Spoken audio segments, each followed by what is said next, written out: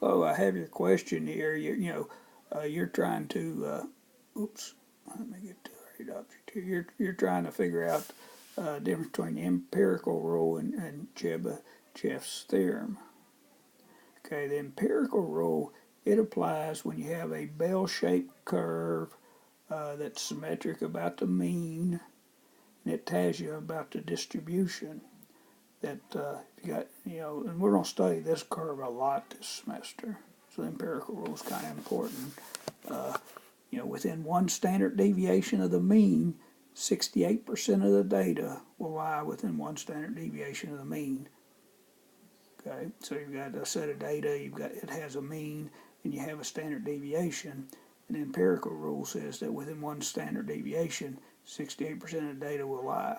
Within two standard deviations, 95% of the data will lie, and within three standard deviations, 99% of the data will be within that, almost all of it. So we're going to be studying this curve a lot this semester, and these facts are true. But not always is your data, when you graph it, follows this bell-shaped curve. So what do we know if it does not follow this? Well, that's this Chebyshev's theorem. Okay, if it does not follow this shape, what it says is that it applies to any set of data, any other shape. Okay, and what it gives you a formula: 1 minus 1 over k squared. And I guess here they're using the letter k for standard deviations. And